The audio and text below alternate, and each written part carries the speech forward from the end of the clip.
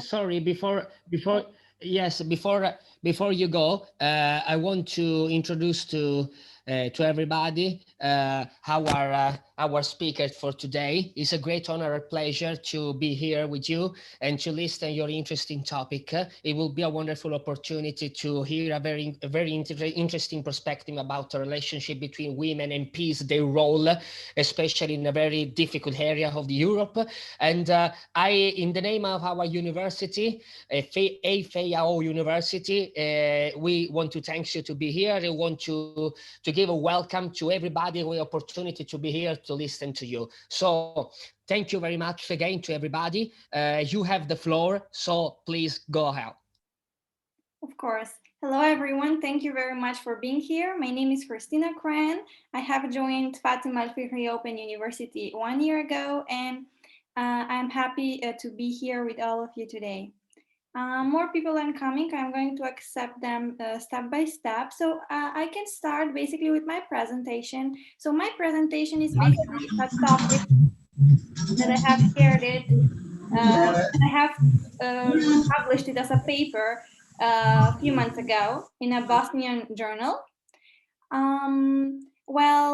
My topic is entitled actually The Transitional Society of the Bosnian Case, the Woman's Efforts During the Era of Peace Resolution and Post-Conflict Reconstruction. It may sound technical regarding the terms, but that's how academia works actually, being very complicated and specific while you explain some social case or social situation.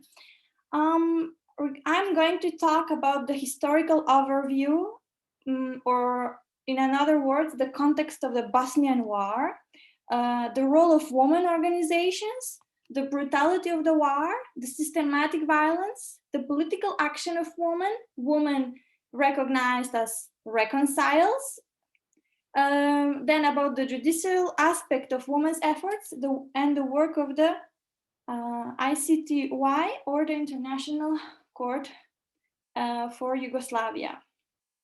And at the end, the contested journey towards peace, or in other words, the slowness of justice and absence of proof.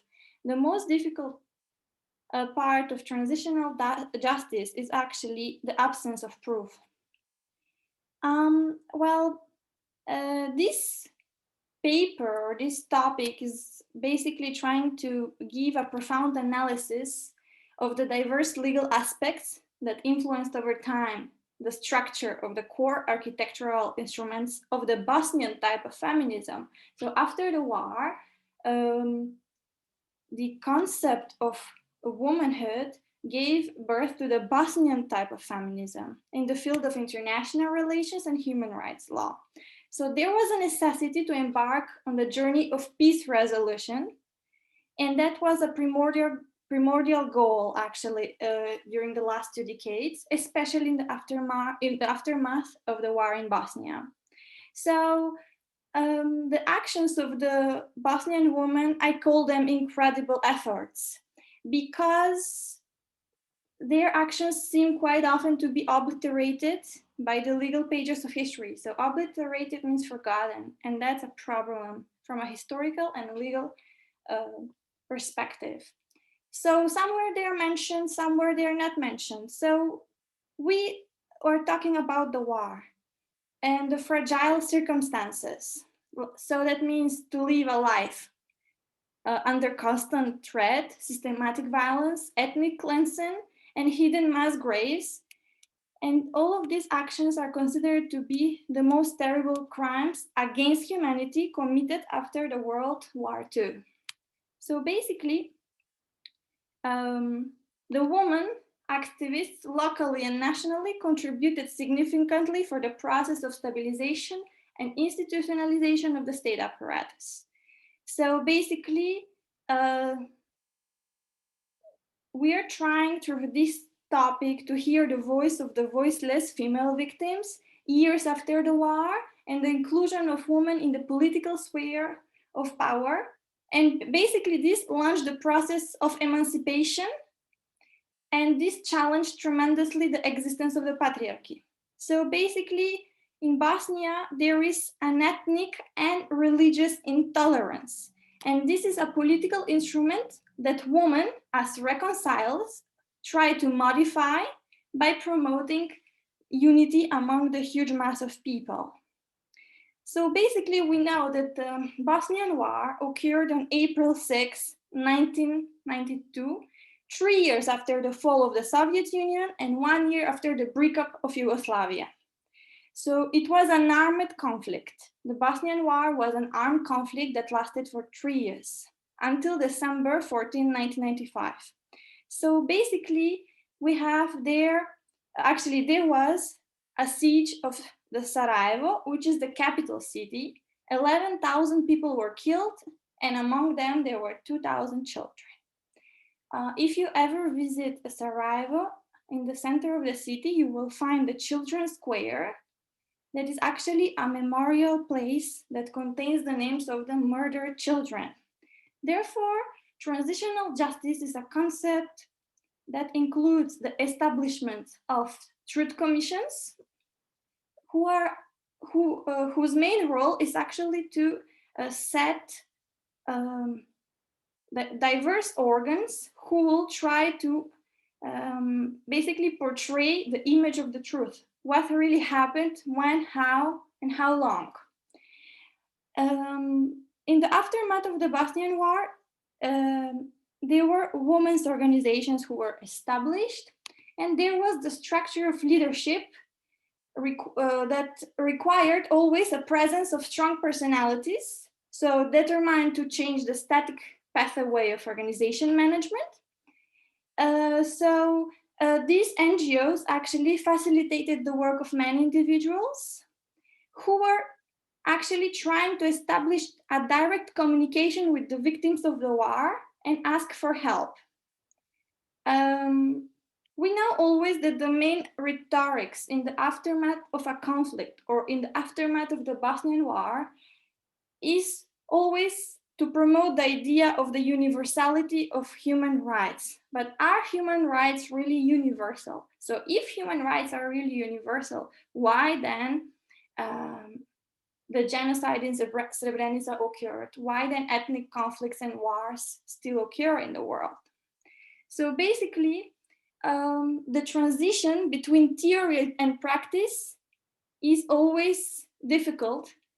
Like, it is very easy to enact laws. It is very easy to talk in the parliament, but it's very difficult to implement the laws that are basically enacted or adopted.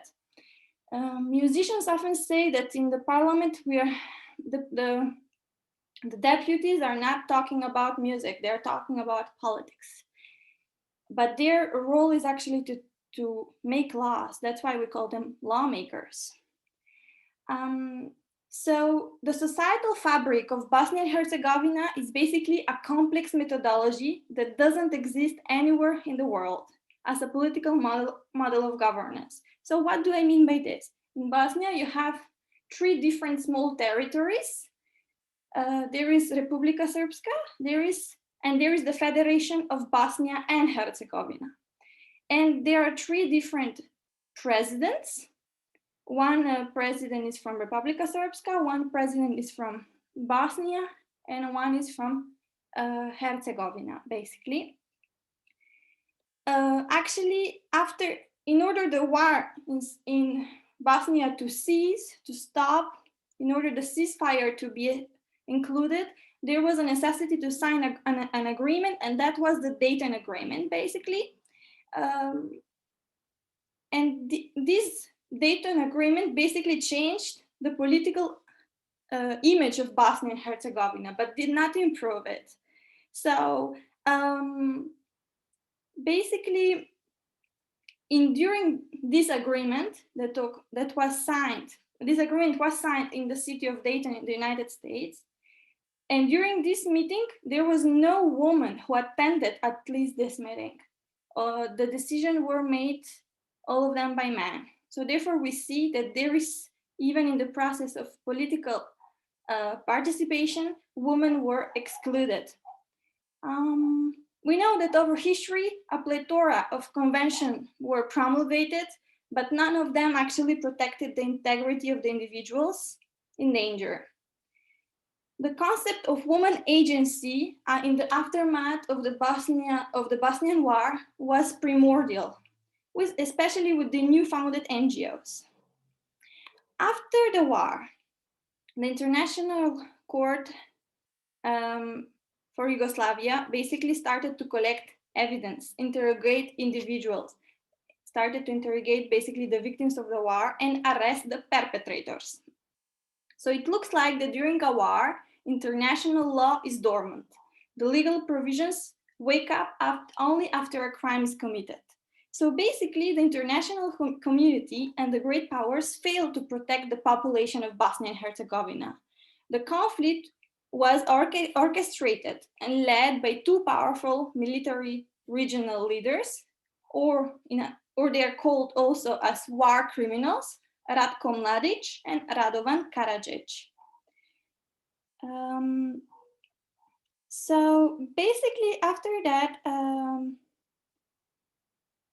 I would like to mention that the different NGOs are organizing interactive educational programs for young children and adults. One of them is the Kvina Till Kvina Foundation that basically provides reliable information about the work of NGOs in Bosnia and Herzegovina. The Dayton Agreement, as I said, was signed only by men. No woman was present during that meeting, so this explicitly confirms the hierarchy of male superiority and female subordination in the process of decision-making. So some people say that equality doesn't mean justice, but that doesn't justify actually the frequent presence of men in the political sphere. Women also have a voice that needs to be heard.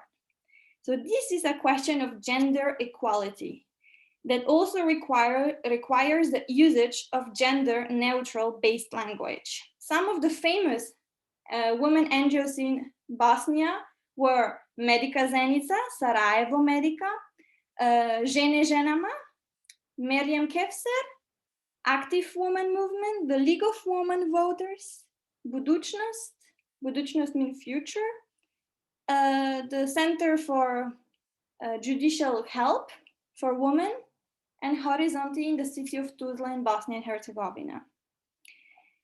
So therefore, this NGO started the process of institutionalization of the private and the public sphere of the society. Surprisingly, many of the women's names could be found after the war on the electoral lists of the municipalities and the local assemblies. However, it is considered that in the era of socialism, women had equal rights as men, so in the time of Yugoslavia, I mean. But in the aftermath of the war, especially during the era of immediate democratization, women didn't or couldn't enjoy their political rights. So therefore, women could act only as observers. Initially, the elections were exclusively reserved for men. It could be also widely noticed that women's suffrage as a notion was perceived as a social danger that could ruin the political heaven of man. Over time, these NGOs started to receive international grants and regional funds in order to support the activities organized by the women living in the provinces. After a while, the type of speech therapy contributed as well greatly for the development of the skills and served as an indispensable and valuable asset in the process of searching job opportunities. So speech therapy, when I mentioned these, the victims of the war, especially women, needed to visit many psychologues and to follow trainings for speech therapy in order to be able to speak out, to say really what happened during the war or what happened to them in order to be able to heal and continue in their life path. So the brutality of the war, we know it was a systematic violence.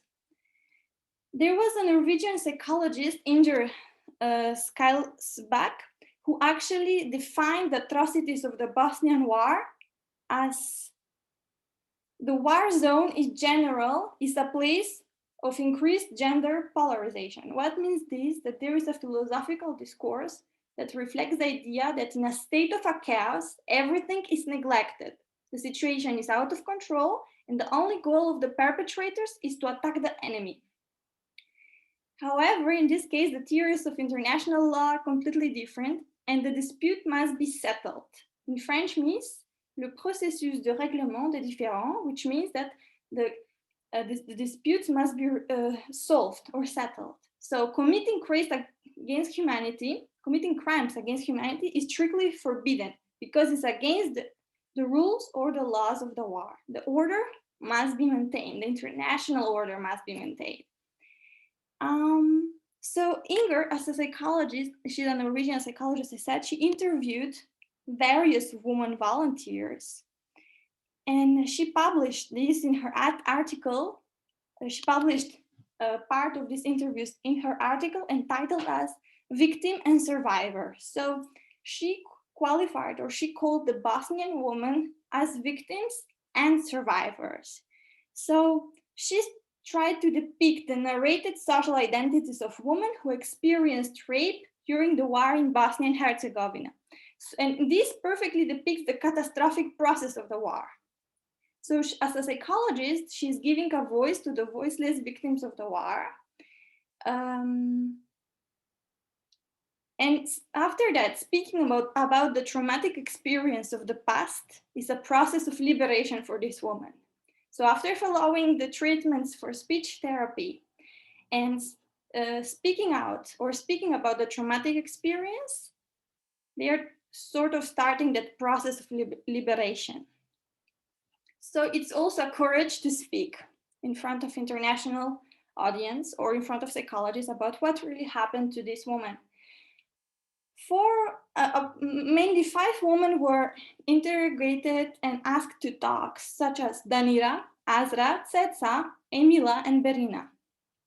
And these ladies mentioned that some of their family members do not know their story. They do not know what really happened to them. The problem often arises when a woman wanted to marry. She might receive a rejection from the father of the family of her future husband and be abandoned after knowing what happened to her during the war. These testimonies actually reflect the ordinary aspect of the era of Yugoslavia, where certainly life was a harmonious ethnical tale. Why I mention this? Because during Yugoslavia, there were no ethnical problems in the Balkans, in the Balkan region at all. After the breakup of Yugoslavia, the ethnical problems started to occur and last until today. So during the era of Yugoslavia, there was no violence, and the feeling of social security was prevalent during the long mandate of Tito. So some other people tried to join. I'm just accepting them. So the ICTY, the International Criminal Tribunal for the former Yugoslavia, or I mentioned before, the International Court for Yugoslavia, tried or judged many individuals accused of committing sexual violence, systematic rape, and ethnical cleansing, such as Duško Tadić, Zdravko Mučić, Anto Furangija, Esat Lanđo, Hazim Delić, Dragoljub Kunarac, Zoran Vuković, Radomir Kovač, and Radoslav Krstić. Azra, which is one of the victims of the war, she said that systematic violence is against the laws of the war, and the military leaders who breach the essence of these laws should be convicted. All the names of this individual that I mentioned a few minutes ago are basically the names of military leaders who committed these crimes against humanity. Azra is saying they committed a crime against humanity, and what they did, I will never forget. I want them to be punished for that. They could have killed me, and I do not know why they did not. Maybe it was God's will or destiny, I do not know. But I want them to be responsible for what they did to me, because those things that happened to me are criminal things. They are crimes against humanity. These are the words of Azra, basically. On the other hand, Danira is saying that women feel obliged to hide the truth from their family members because of the social pressure and pride. She said in her testimony that her husband was very supportive. He told her that during their first time, he asked her to not tell him what happened during the war because he knew everything. So it is definitely not easy to share a personal story with other women. So remembering the horrors of the war is even more painful. Therefore, some women will never recover, while others will have the courage to share their testimonies with the audience. So from this point onward started the political action of women to be praised as women reconcilers. So basically, the legal requirements of the Article 7 of the Dayton Agreement reminds us of the necessity to preserve the nature of human rights in the complex journey of achieving peace. So yes, achieving peace is a complex journey. So basically, this article is saying that recognizing that the observance of human rights and the protection of refugees and displaced persons are of a vital importance in achieving a lasting peace. Therefore, the parties agree and shall comply fully with the provisions concerning human rights. So women in their role as reconcilers organize frequently local activities such as festivals, invite volunteers to take care of the orphans and the old people for free. They are raising funds for the women NGOs and offer shelter for homeless people. But most importantly, they provide informal educational programs to children and adults. Generally, in the era of Yugoslavia, there were no significant problems between the people of various ethnicities. Basically, the Bosnian War was launched by peculiar military individuals who decided to spread hatred and cause problems by portraying the negative ideas of nationalism. Since the Bosnian War onwards, since the breakup of Yugoslavia onwards in the Balkan region, nationalism as an ideology flourished, and therefore nationalism nowadays is a problematic issue in the Balkan region. For instance, I'm from Macedonia, and they will immediately ask me, are you Albanian, are you Macedonian? And if you go to Bosnia, from which ethnicity you are? And this question should never be asked. We are all human beings.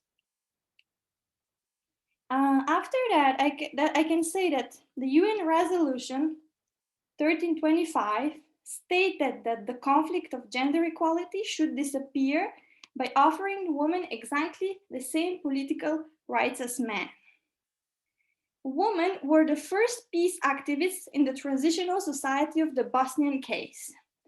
So, as I said, this is a very academic article, very technical at the same time, but I'm trying briefly to portray the role of women. After that, before I end this talk, I would like to talk briefly about the judicial aspect of women's efforts and the work of the ICTY or the International Criminal Tribunal for Yugoslavia. Basically, this tribunal has qualified the crimes against humanity committed in Bosnia and Herzegovina during the trial of Zdravko Tolimir as, so the crimes in Bosnia and Herzegovina were massive in scale, severe in their intensity, and devastating in their effect. Therefore, the genocide of Srebrenica, as I said, was unfortunately the biggest crime committed after the Second World War. So women as victims and women as survivors reiterated that the painful experience will permanently stay engraved in the history of their country. So this painful experience to stay permanently engraved in the history of their country, it is actually engraved in the history of their country until today. And if you visit Bosnia and Herzegovina, you'll feel this. Almost 2 million people were displaced in Bosnia. Many children lost their parents. The War Childhood Museum was opened as a memorial center where they are organizing exhibitions where the visitor can actually observe the personal belongings of many children, basically the last object they took from their houses before the war started. So each object has a story to tell. And some of these stories are broken dreams, a false hope, and a sudden violence that are actually the main elements of the earthquake, so-called war. Also, the International Criminal Court or the International Criminal Tribunal for Yugoslavia tried many female war victims. Tried female war criminals, not victims, criminals. So they were also female war criminals, such as Ranka Tomic, Biljana Plavšić, Nada Kalaba, Ivanka Savic, and many others. We know that in the process of granting reparation and memorializations, such as remembrance, so these are the two indispensable healing features or mechanism of transitional justice, even though if they might not sound enough, granting reparations or giving compensation and memorialization, it is the only thing what truth commissions can do years after the war. And if you visit one day Sarajevo, you will see that there are many famous memorial places: the Monument of the Eternal Flame, the Children's Square, the War Childhood Museum, the Srebrenica Genocide Memorial, etc., etc. In 2004 in Bosnia, the law on missing persons was adopted, but it's a national issue that's still inoperative. It is very difficult to find evidence about the disappeared individuals. So until nowadays in Bosnia, they're still trying to find out where were the hidden mass graves, etc., etc. So public apologies were organized many times. However, people will never forgive the brutal crimes of such gravity. Saying the famous sentence, "I'm sorry," is very easy. However, it is just a political instrument that is serving just to appease the social revolt. So after the war, two significant programs were adopted. First, on a national level in Bosnia, the National Transitional Justice Strategy and the Program for the Improvement of the Status of Women's Victims of Wartime, Rape, Sexual Violence, and Other Forms of Torture by UNFPA. And the other program for National Transitional Justice Strategy, this program was organized by UNDP. There were programs such as the Sarajevo Process and regional housing programs. Jasmina Eminic is a scholar that she said that 25 years after the Dayton War, the political situation in Bosnia is still ungovernable, unstable, and hungry for change. So basically, there is a tripartite or three types of political regimes in Bosnia. There is a president and prime minister for each county or for each social territorial unit. So basically, the country became a protectorate, an international protectorate. So basically, I would like to conclude by saying that the Bosnian model of feminism tried to build the future of the country and help the women victims of the war to heal. Another debatable point is that human beings do not learn the lessons from the Holocaust. If they learn them, if the politicians learn the lessons from the Holocaust, most probably the genocide of Srebrenica will never occur or would never occur. So elements of nationalism intermingled with ethnic intolerance provoked a conflict that left perplexed the entire world until nowadays. So racism, religious intolerance reign uncontrollably every aspect of the Bosnian society. And this is basically what I would like to mention as an ending point. Thank you very much. We can discuss everything what I mentioned. Yeah, thank you very much. It was a great pleasure to hear you. Even you mixed a lot of different topics. It's something incredible anyway, and it's a little bit confusing about me, but the sense of your speech, I guess it was perfectly clear. I hope to talk for everybody. Guys, Yeah, the article is very academic, actually. That is the point why. yeah, yeah. Guys, guys, please unmute yourself. Okay, thank you very much. Okay, missing 5 minutes, so pay attention, guys. If you want to have any, if you have any question, you can, you have the floor now.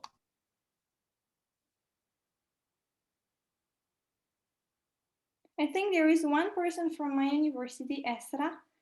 Yeah. Esra, nasılsınız? How are you doing? Thank you very much. Well, thank you. How are you? It was a great presentation. Thank you. My question maybe sound different in that context, but I think it is related in terms of gender and feminist theories, because I just thought that you mentioned when it comes to practice, it can be different and hard. Yes. How about, I mean, white feminists then? What are they doing in that context when it comes to something injustices came to, I mean, Bosnian women?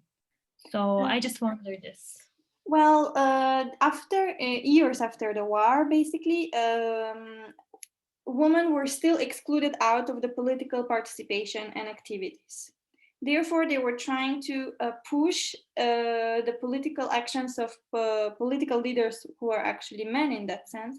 And since women started slowly but steadily to participate in the political life or make the political decisions, there started to be implementing different types of feministic theories, but in a specific way.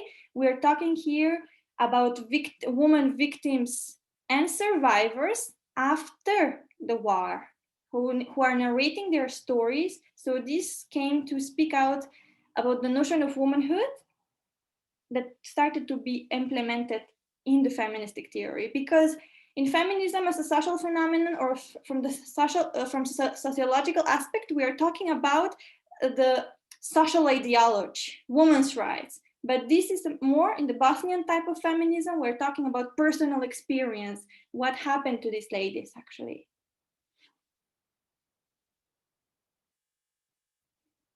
You're welcome. You're welcome.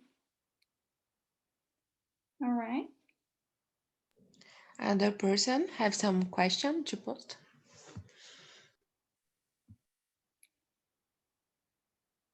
All right, we're having almost 2 minutes. So I would like to thank everyone for being here. I'm trying to post out this video. So basically, Bosnia is one of the countries in the Balkan that has the most complicated political and legal systems. There are different courts for each ethnicity.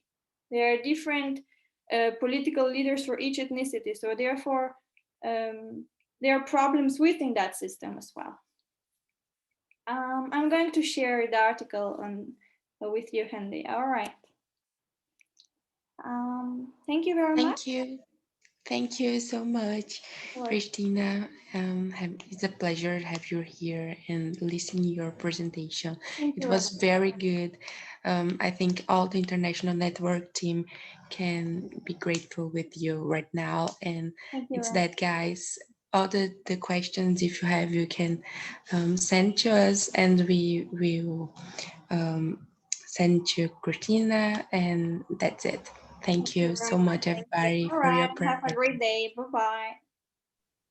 Thank you, everybody, guys. Okay, have a good day and enjoy yourself. Bye-bye. See you.